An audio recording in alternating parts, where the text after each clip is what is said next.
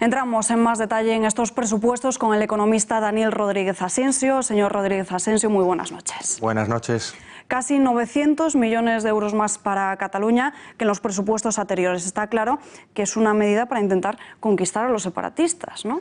No hay ninguna duda. Pedro Sánchez tiene un gobierno en minoría y él lo sabe. Desde el momento en el que entra en el gobierno necesita los votos de los separatistas, no puede hacer concesiones más allá de las meramente económicas y por eso incrementa la partida presupuestaria destinada a Cataluña.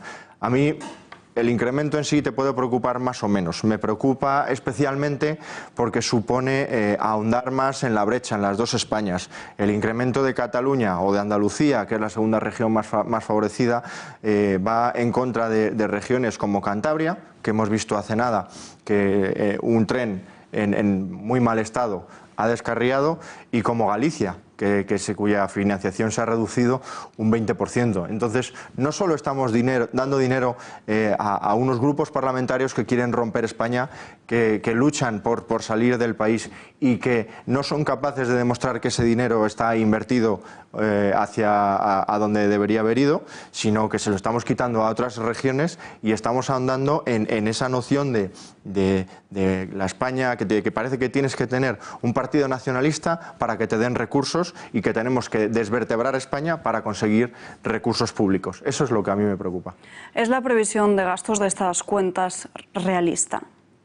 Los gastos siempre son realistas, porque los gastos siempre se cumplen a rajatabla, por una razón muy sencilla, y es que cuando tú tienes que ejecutar el presupuesto, si ahorras en tu partida presupuestaria, al año siguiente te premian destinándote con menos gasto. Entonces, el incentivo a reducir el gasto es prácticamente cero.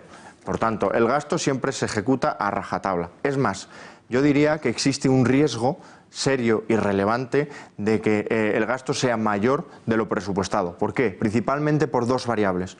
La primera es que estamos viendo una desaceleración en el mercado de trabajo relevante. La semana pasada hemos tenido la noticia de que Vodafone va a despedir el 25% de su plantilla, el sector automovilístico también está haciendo ajustes. Los últimos datos de diciembre de afiliación a la Seguridad Social y de paro registrado también registran cierta desaceleración, a pesar de que son positivos. Entonces, esta tendencia no tengo ninguna duda de que se va a trasladar al 2019 y eso va a suponer más gasto por desempleo y menores ingresos a la Seguridad Social. Y el segundo argumento a favor de un incremento del gasto son las refinanciaciones. Como bien sabes, el 1 de enero el Banco Central Europeo ha dejado de comprar bonos de deuda pública. Nosotros somos de los más expuestos al QE y de los que mayor tipo de interés pagamos por nuestra deuda. Entonces, los más o menos 200.000 millones de euros que tenemos que refinanciar este año van a ser a tipos mayores y a un periodo temporal menor. Por lo tanto, existen claros riesgos de incumplimiento de gasto al alza. Aumento del gasto, pero el Gobierno defiende que estas cuentas propuestas van a permitir avanzar en la reducción del déficit. ¿Es realmente así? No, vamos, en mi opinión, unas cuentas como estas tradicionalmente han ahondado en un mayor déficit, ¿no? El último gran ejemplo de este tipo de cuentas fue el famoso Plan E de Zapatero, miles y miles de millones inyectados en la economía española y un déficit del 10%. Lo que ocurre con estas cuentas es que los gastos, como ya he comentado, se cumplen a rajatabla, las previsiones de ingresos, todo esto de que paguen los ricos y de inventarse figuras impositivas que nunca se van a cumplir, pues al final se muestran totalmente irreales y entonces el desajuste se agranda. Yo creo que de los famosos 5.000 millones, 5.600 en nuevas figuras presupuestarias, nuevas figuras fiscales, en nuevos impuestos, van a recaudar en torno a 2.500, 3.000 millones, porque, por ejemplo, la tasa Google, 1.200 millones de euros de recaudación, para que te hagas una idea. El sector de la publicidad online son unos 1.500 millones de euros en España. Amazon se calcula que está en torno a los 1.300, para recaudar 1.200 millones de euros significaría casi el 50% del mercado. Es imposible, es totalmente imposible. Pues como eso, todo esto de los impuestos a los ricos y demás pasa exactamente lo mismo. La conclusión va a ser un mayor déficit, sin ninguna duda.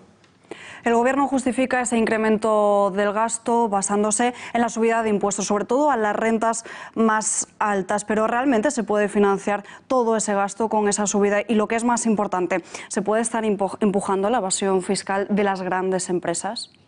Yo no creo que se empuje la evasión fiscal de las grandes empresas. Lo que sí que creo que se empuja es a las grandes empresas y a las grandes fortunas fuera del país, ¿de acuerdo? Para que os hagáis una idea, las grandes fortunas, la gente que gana más de 150.000 euros en España, son unas 80.000 personas.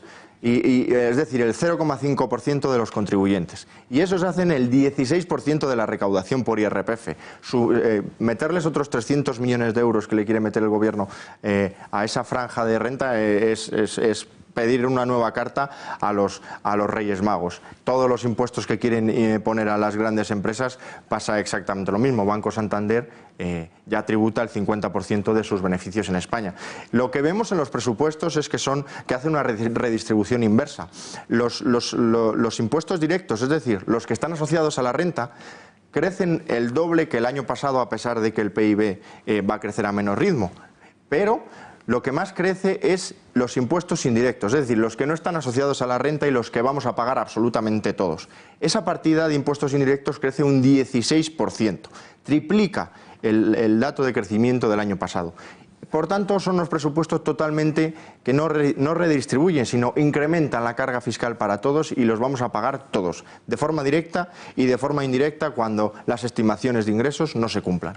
Daniel Rodríguez Asensio, muchísimas gracias por estar aquí con nosotros. A vosotros por invitarme. Hasta la próxima.